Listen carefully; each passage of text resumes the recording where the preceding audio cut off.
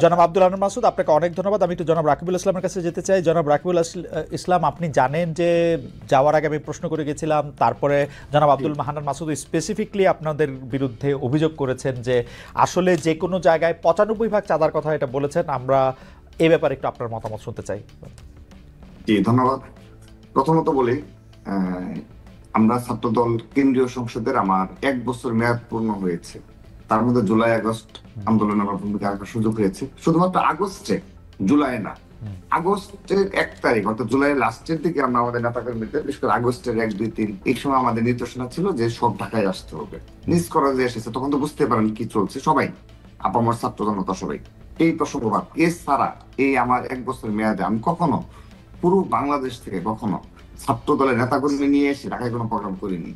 কারণ হলো আমি এটাও বলি আপনাকে, এবং আমার মেয়াদ শেষ হওয়া পর্যন্ত আদৌ করতে পারবো কি না এটাও আমি সন্দিহান। কারণ কি, আপনি সারা দেশ থেকে যদি নেতাকর্মী নিয়ে আসেন, এটার ব্যয় বহন করা অনেক কঠিন। না, আওয়ামী লীগ আমলে এটা করেন নাই, কারণ হচ্ছে যে ভয়ে করেন নাই এবং পারেনও নাই। আওয়ামী লীগ একটা দুষ্ট সরকার ছিল।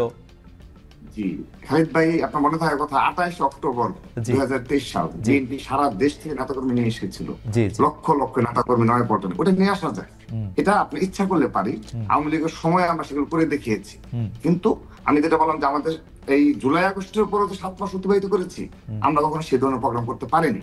কারণ এখানে আসলো হান্নান মাসুদ, তিনি যা বললেন ঠিক আছে, তিনি তার বক্তব্য বলেছেন, কিন্তু সাধারণ জনগণ এইগুলো আসলে বিশ্বাস করে না।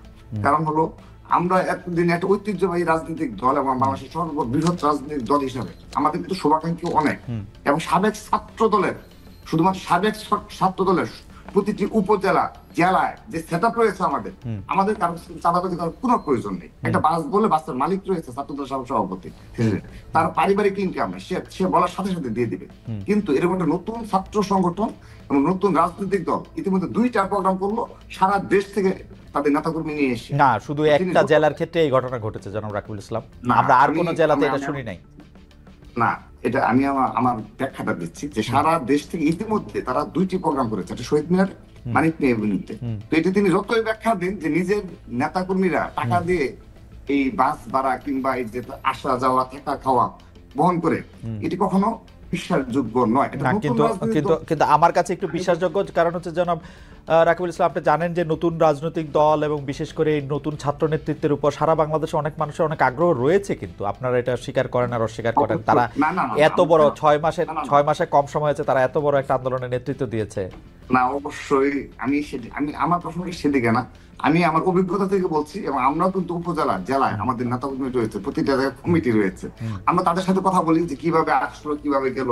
তো আমরা যে ইনফরমেশন পেয়েছি সেই ইনফরমেশন ভিত্তিতে বললাম। দ্বিতীয়ত আসেন, আমি হান্নান মাসুদের প্রতি, আমাদের ঢাকা বিশ্ববিদ্যালয়ের আমরা যেহেতু স্টুডেন্ট, আমি সবিনয়ে বলছি, আমার মনে হয়, মাঝে মধ্যে মনে হয় যে হয়তোবা 1-2 জনকে নিয়োগই দেওয়া হয় এই ধরনের, শুধুমাত্র প্রতিটা ক্ষেত্রে ওই আগস্টের পর থেকে শুরু হয়েছে। প্রতি মাসে একই স্টেটমেন্ট, একই বক্তব্য চলতে থাকবে ওনাদের। সেটি কি, বিএনপি চাঁদাবাজি, তিনি বলেন 95-90%।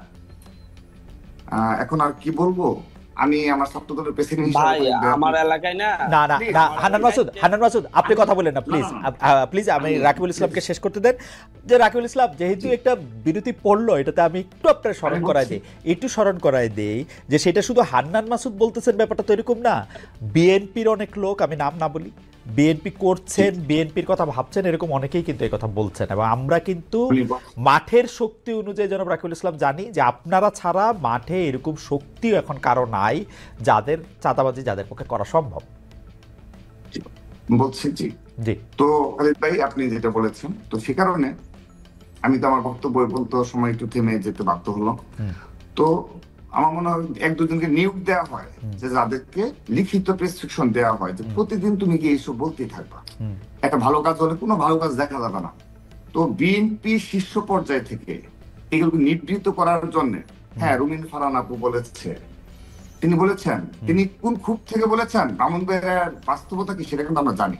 তিনি তার কোন খুব থেকে বলেছেন, এটা সাধারণ যারা রাজনৈতিকভাবে সচেতন তারা সবাই বুঝে, সবাই জানে।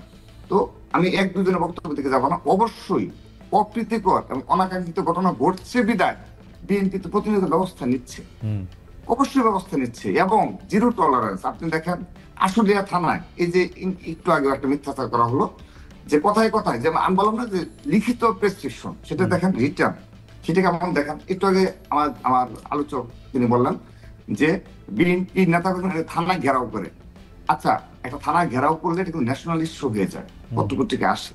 আমি বলছি নিউ মার্কেট থানায় একটা ঘটনা ঘটেছিল, এই যে আমার ছাত্রদলের দপ্তরে গিয়ে দেখবেন 3 জনকে আমরা বহিষ্কার করেছি, 3 জনকে পদধারী 3 বহিষ্কার করেছি। এবং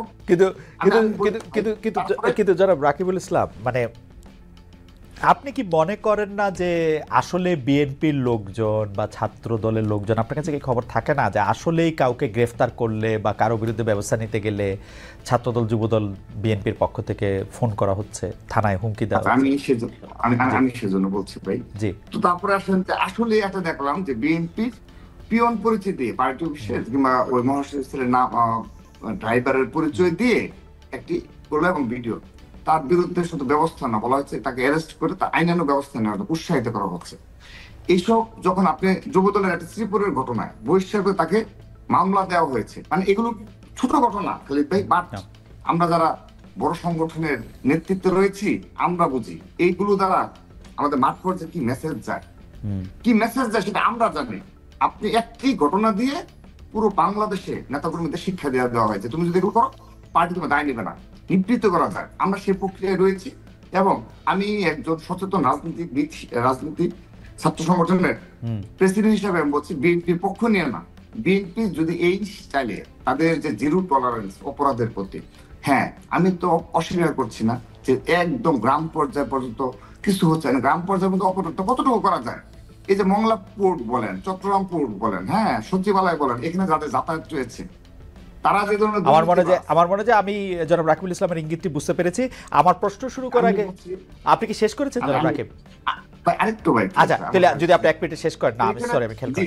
জি, এখানে যাদের যাতায়াত রয়েছে এবং এখানে তাদের কাজটা কি, আমি খালিদ ভাই, আপনি আমাকে শুরুতে প্রশ্ন করেছেন যে সর্বশেষ আপনার টক শোতে আমি ছাত্রদলের সভাপতি হিসেবে বলেছিলাম যে ছাত্রদলের সভাপতি হিসেবে যদি স্পেসিফিক দুর্নীতি কিংবা আমার এই পদের অপব্যবহার আমি করি, আমি আমার পদ থেকে অব্যাহতি নেব, আমি আপনাকে স্পষ্ট বলেছিলাম। তো খালিদ ভাই, আপনি আমার কাছে প্রমাণ দেন একটি অভিযোগ, আমি আপনাকে চ্যালেঞ্জ করে বলছি আজকে। না, কিন্তু এমন কি হইতে পারে যে আপনি আসলে দুর্নীতি করতেছেন না, কিন্তু আপনার লোকজন করতেছে চাঁদাবাজি, আপনি আপনাকে আলাদা করতেছেন?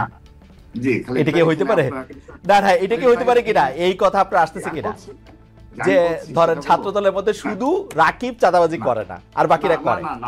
না, আমি বলছি খালিদ ভাই, যদি শীর্ষ নেতৃত্ব ঠিক থাকে খালিদ ভাই, তাহলে আমরা তো দীর্ঘদিন সংগঠন করি, যদি শীর্ষ নেতৃত্ব ঠিক থাকে তৃণমূলে তার প্রভাব পড়ে।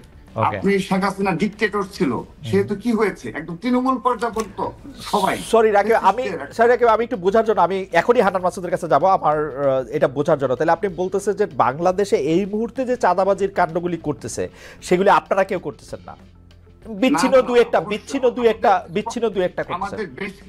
আমাদের বেশ কিছু বিপদগামী নেতাকর্মী রয়েছে, তাদের বিরুদ্ধে আমরা ইতিমধ্যে ব্যবস্থা নিয়েছি, এবং অনেকে হয়তোবা দরস্তার বাইরে রয়েছে বিশ্বাস করি, কিন্তু কেন্দ্রীয়ভাবে কিন্তু যারা সচিবালয়ে প্রতিনিয়ত যাদের যাতায়াত, যারা ছাত্র, ঢাকা বিশ্ববিদ্যালয়ের রানিং স্টুডেন্ট হওয়া সত্ত্বেও প্রতিনিয়ত সচিবালয়ে গিয়ে বসে থাকে, বিভিন্ন বন্দরে গিয়ে বসে থাকে, সিটি কর্পোরেশন। জনাব রাকিব, আপনাকে একটু থামাচ্ছি, কারণ আমার এই প্রসঙ্গে একটু জনাব হান্নান মাসুদকে শুনতে হবে। জনাব হান্নান মাসুদ, আসলে কিন্তু রাকিব এই কথাটা যে বলেছেন সেটার ব্যাপারে আমি একটু আপনার মতামত শুনতে চাই, কারণ আসলেই আমাকে অনেকেই বলছেন যে আপনারা সচিবালয়ে গিয়ে বসে থাকেন, থানায় যান, ডিসি অফিসে যান, পঞ্চগড়ে জেলা জজ সাহেবের ওখানেও আপনারা গিয়েছেন, জজ সাহেব চেঞ্জ করে দিয়েছেন। এই ব্যাপারে একটু আপনার মন্তব্য একটু শুনতে চাই জনাব হান্নান মাসুদ, করছেন কিনা এগুলা? না, আসলে হচ্ছে প্রশ্নগুলো তো করা যায়। ভাই বললো যে হচ্ছে সাদাবাজি দখলদারিত্ব নিয়ে অনেকগুলো নিউজ, ভাই হচ্ছে আমি নিজে এরকম মানে ন্যাশনালি এবং ইন্টারন্যাশনাল পরিচিত হওয়া সত্ত্বেও, এরকম ফেস হওয়া সত্ত্বেও, আমি হচ্ছে আমার নিজের এলাকায় আমি মানে এতটা অসহায় এই ক্ষেত্রে। আপনি গতকালকে দেখেছেন যে প্রথম আলোর রিপোর্ট যে হচ্ছে নিঝুম দ্বীপের মতো একটি জায়গায়, সেখানে হচ্ছে বালি পর্যটন ইয়া থেকে ওখান থেকে বালি তুলে তুলে বিক্রি করা হচ্ছে, মাছের হাড় ভাড়া দেওয়া হচ্ছে। 30 বছর ধরে এক জায়গায় একজন মাছ ধরছে জেলে, তাকে সেখানে টাকা না দেওয়ার কারণে মানে হাড়ে 30 লাখ 10 লাখ টাকা করে নেওয়া হচ্ছে, সেখান থেকে সেই টাকা না দেওয়ার কারণে তাদেরকে মাছ ধরতে দেওয়া হচ্ছে না। এমন হচ্ছে ঘাট কেন্দ্রিক আমার এলাকায় এই 3 দিন আগে আমার মনে হয় বলছি